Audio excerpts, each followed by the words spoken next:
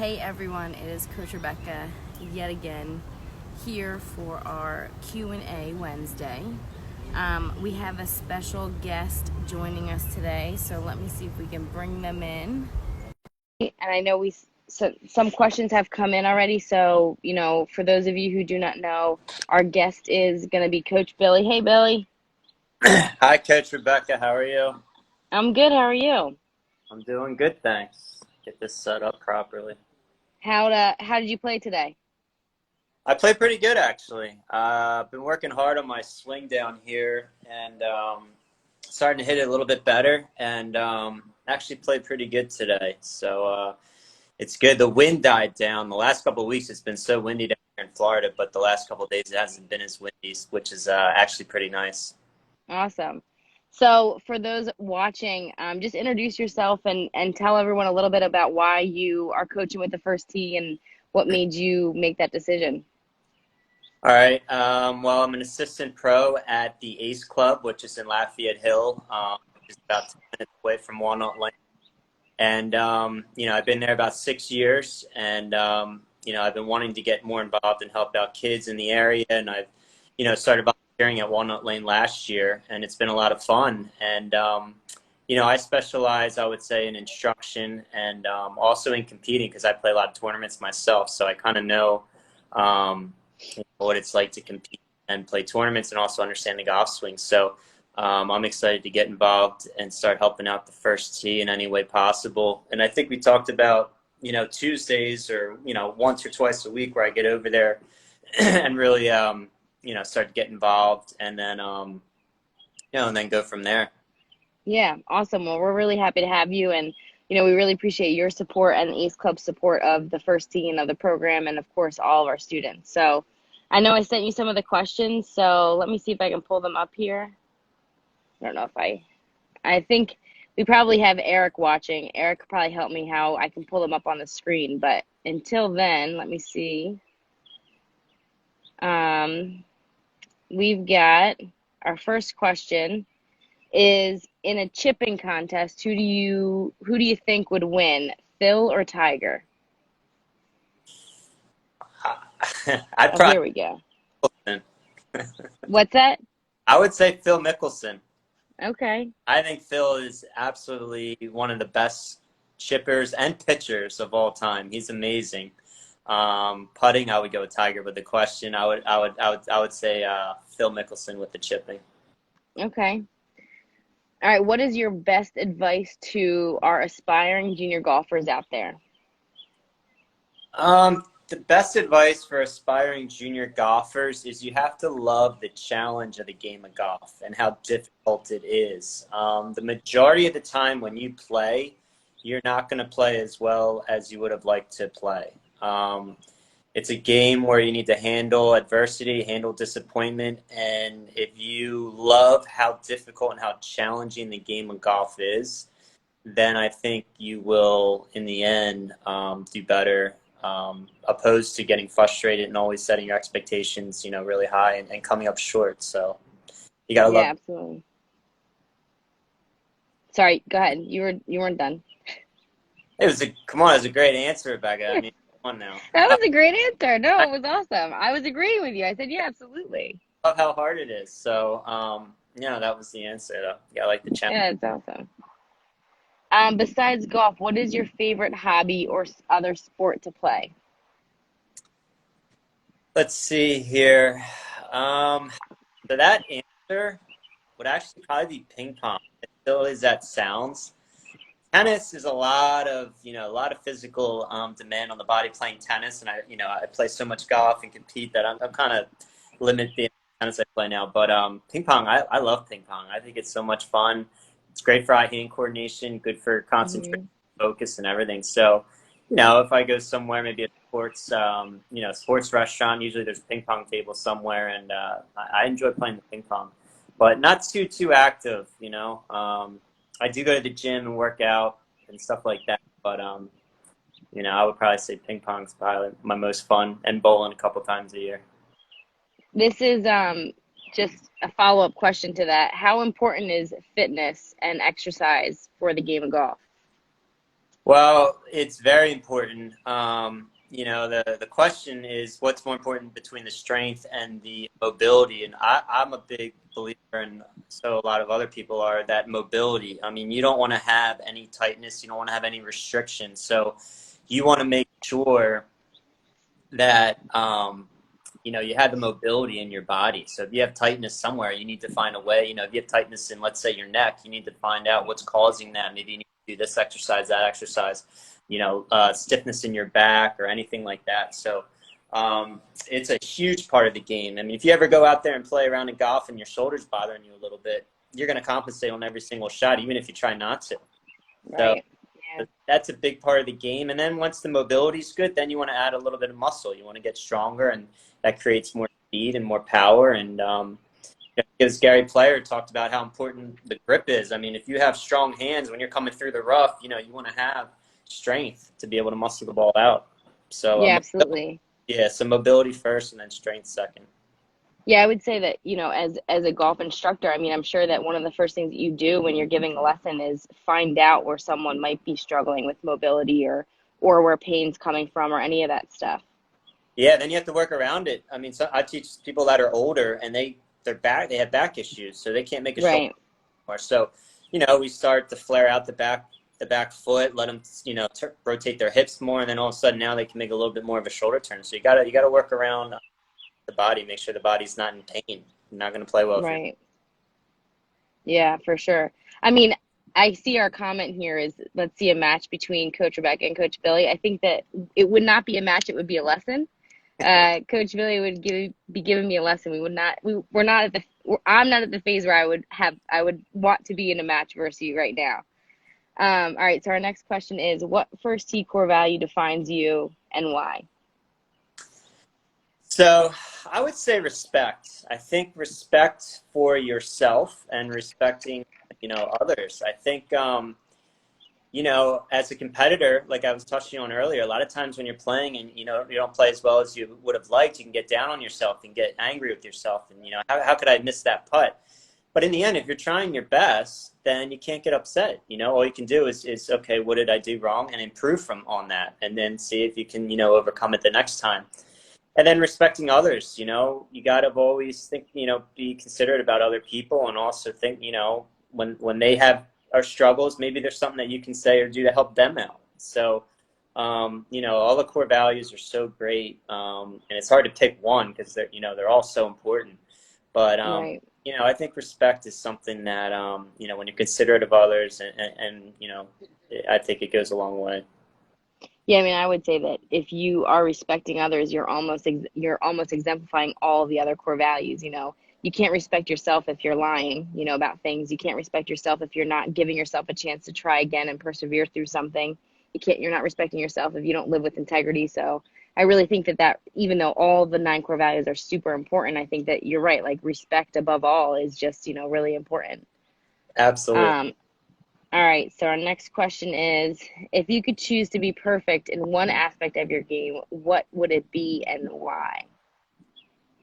So I would say, well, I break the game down into 4 parts. Okay, you've got the physical part, the technical part, the emotional part, the mental part. So those are the 4 components. If I had to pick one of them, I would go into I would probably say that being in control emotionally on the golf course would be the most important. Keeping yourself at a level head at all times, not too up, too down. And that goes as far as, you're hitting a shot over water, not letting fear creep into your mind and getting too nervous over the shot. So I would say if you could dominate one part of the game, I would say controlling your emotions out there would probably be the most important. If they were looking for a simpler answer, I would probably say putting. I would love to make every single putt. Putting's the momentum of the round, so if you could make putts all day long, you're always going to continue to control the momentum of the round. I definitely think that your comment about emotions is super important, especially for our young people.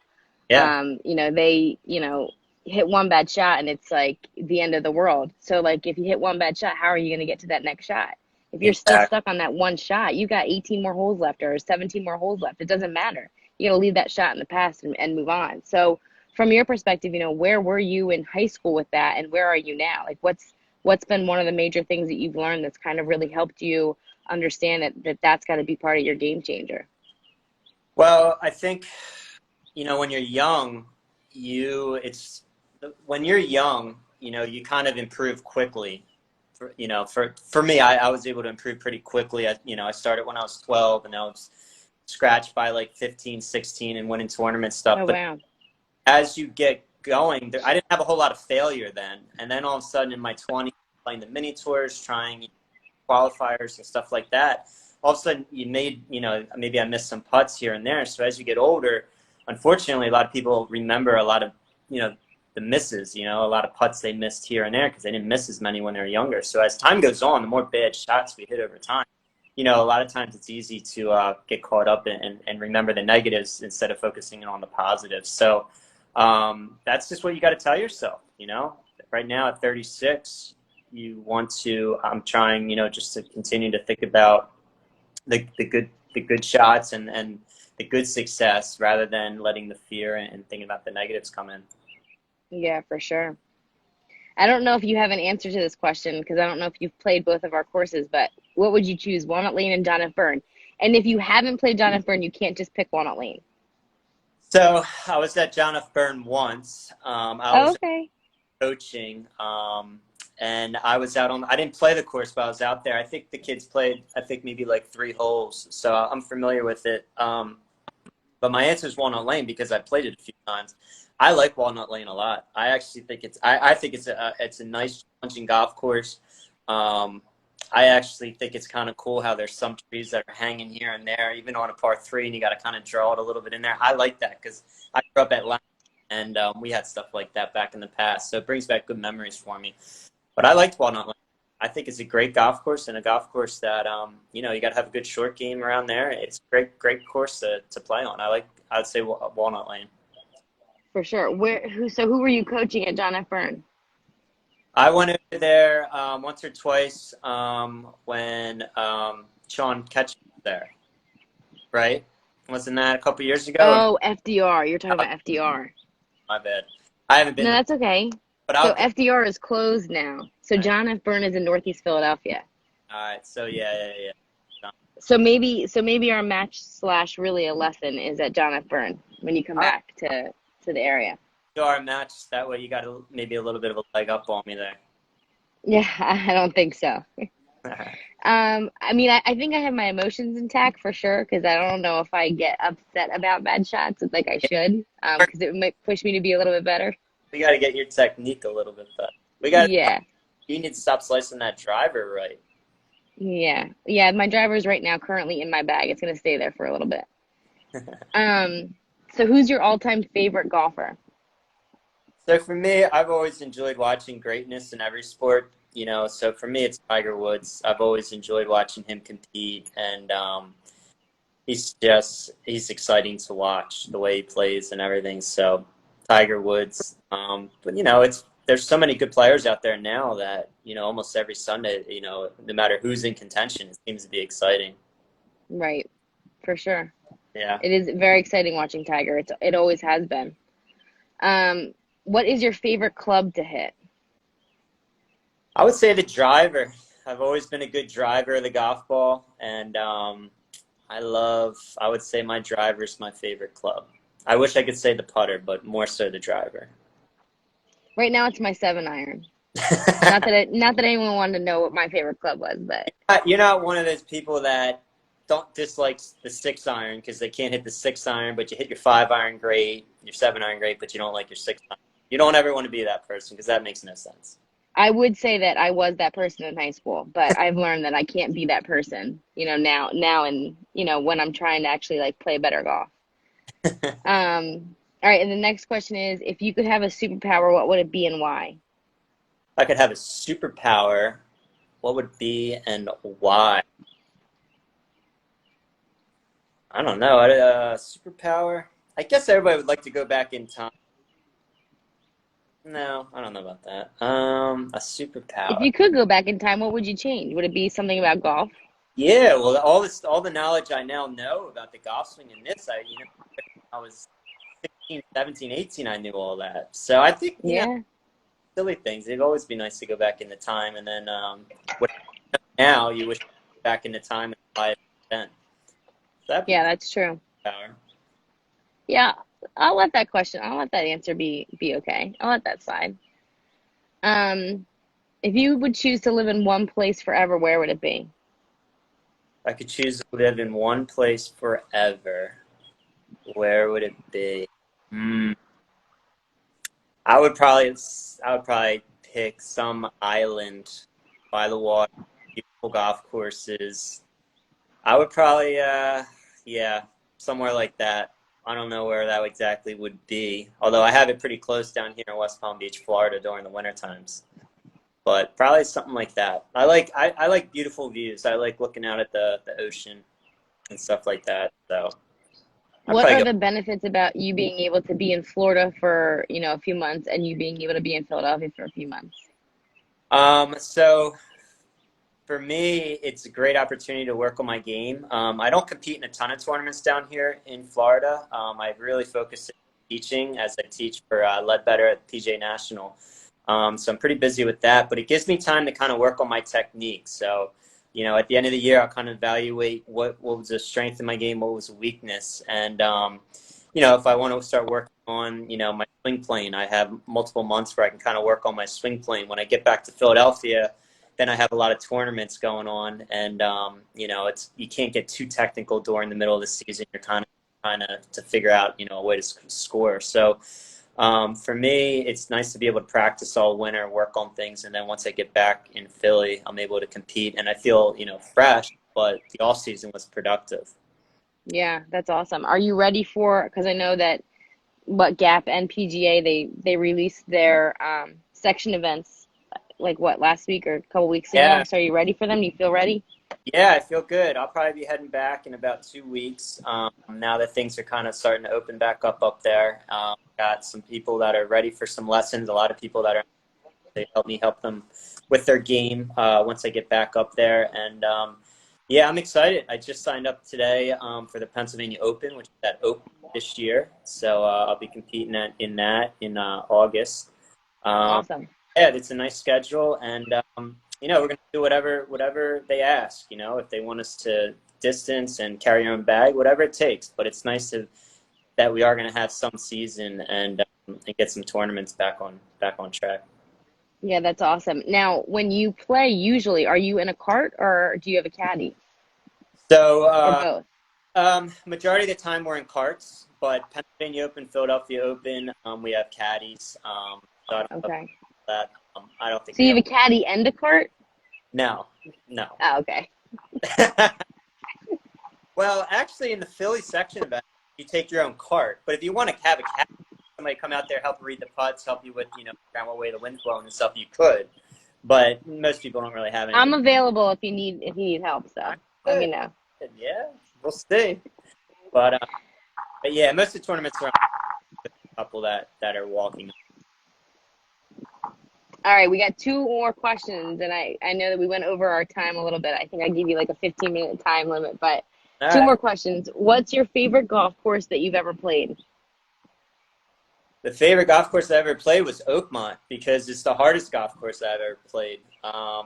My dad and I, we actually love watching the U.S. Open every year. Because golf's so difficult that it's kind of fun to watch golfers making big numbers that you're not used to watching them see. So, with golf being so difficult, it's kind of fun playing a golf course that's super, super challenging. So in Philadelphia, we have Marion that's hosted, some U.S. Opens and stuff. So I like difficult golf courses, challenging ones. So I would say Oakmont would be my favorite. Okay.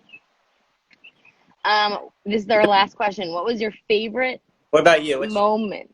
What's your The, favorite? um, I don't, I honestly, I just think that every single golf course is so beautiful. Like, it's just, especially since, like, when you think about Walnut Lane, you think about John F. Byrne, like, you have no idea that they're there. And, Right. like, one of the cool things about being able to work for the First Tee is that, like, a lot of our students, like, they live in the city, they live in Center City, wherever they might live. Like, they have just no idea that these big open fields with 18 holes are there, and they're open. Obviously, I didn't play it, but last year I was given the opportunity to play at Pebble, not play at Pebble Beach, but be at Pebble Beach, and like hands down the most beautiful spot in the world I've ever been. Like, especially that there was a golf course there. Now, I think I've heard people say that, like, if you're going to go there for like a joy round, it's really hard because it's so slow. Like, people are just taking so many pictures that you really aren't like playing. You're just there for the view. Right. But but yeah, that's not, I think that's a tough question to ask me because I'm not one of those people who's like, I'm amazed by, by golf courses like that. But when I was at Pebble Beach, I played at a golf course called Pacific Grove. They call it the poor man's Pebble, Okay. but it had like the same beautiful views, much Yeah. smaller golf course. But yeah, I mean, I think the cool thing is just being able to play different spots and different golf courses. So Yeah, it's hard to hopefully say. we can get. Yeah, it depends on what you find as your favorite course. Some people like it because it's challenging. Other people like the views. It's different. I would say if I ever had a chance, I would say Augusta National would be the course that I'd want to play the most. Mm, The history there, and yeah, for sure. so For that. sure, actually, before all this, before, in March, like at the beginning of March, I was at the first tee of Aiken and I was helping them with their junior invitational at Sage Valley. Yeah. I mean, in that course, and even with that, like the history there, the history with that course, and the beauty that's there is just, it's just awesome. Yeah, that's cool. All right, our very last question. What was your favorite moment when you caddied for Jordan Spieth? So super nice, super cool guy. The story was that him. He's not watching, so No, and yeah, we're not that good of friends. I wish. But no, the cool thing is for years they've been trying to get him, his dad, his uncle, his grandfather, and his brother to play. And it's actually his grandfather's from the Bethlehem area. So they got okay. Philadelphia, and I know Jordan Spieth, he needs to be in Baltimore for business the next day or something. So yeah, they landed at the Ace Club, and it was cool to four caddy for him. And on the first hole, kind of going through the four caddy, protocol, I asked the guys, hey, let me know if you want me to read any putts for you. So of course, his dad and his grandfather, yeah, where's this putt going? Aim it out I'm telling them to aim it to the right. It's a little bit downhill. And I was just doing my job, like treating everybody the way they are. So I said, Jordan, do you want me to read any of your putts for you? You need any help? And he looked at me and he laughed. He goes, nah, I'm good. He's the best putter in the world. Yeah. Maybe not this year, but he's an incredible putter. So, and the Ace Club's got some really tricky greens. So, Yeah. any reads, he didn't ask for any reads, and I respected that. That's fine because there's times where I don't really want anybody reading my putts, if I'm feeling good that day. So, and I'll be honest, he did a really good job. He didn't misread one putt. He made a ton of putts. Wow. Yeah, he's a heck of a putter, and yeah, he putted well that day. I think he shot 5 under first time he saw it. So it was pretty cool to Wow. be around him and just feel the energy of somebody that's won, multiple majors by a certain age. Right. But it was cool. That's Yeah. that's awesome. I mean, it is cool to think about the connections and the network and the people that you can meet on and off the golf course because of the game of golf. And, it can definitely be life-changing for anyone. Yeah, and it was funny to watch him interact with his family, and they were making jokes. And what was it? The 18th hole, Jordan Spieth hit a driver off the deck onto the green, and the match was all. Yeah. I think it was him and his brother against his grandfather, dad, and uncle. And he looked around. And he goes, "Yeah, boys, this ain't no hobby," as a joke. So it was pretty funny. Cool. It That's awesome. was a cool day. That's awesome. Yeah. Well, I don't think we have any more questions. That's all I've got. Thanks so much for joining us. If you want to add anything or, we'll hopefully see you soon. We'll see you back out on the golf course. Like I mentioned on the call with the coaches the other day, we're going to start with tee times and see how that goes and hopefully get, hundreds of kids out on the golf course each week to get back in the swing of things. Yeah, I'm excited. I'll be back. I'll be back by July 1st. Hopefully sooner. Okay.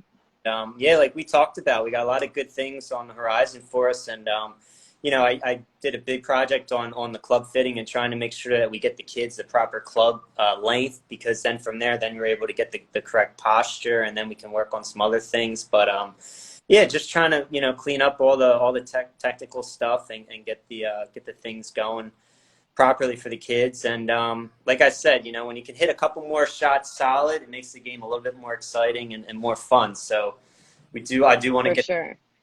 get the instruction where it needs to be, and keep it fun for the kids. Awesome. Well, we appreciate you. We appreciate all that you're doing. And like I said, you and the Ace Club, and we're really lucky with all the different coaches that we have, different personalities and different backgrounds. So thanks for being part of it, and we will see you soon. All right, sounds good, Coach Rebecca. Thanks for having me on. Yeah, thank you. Bye. Yeah.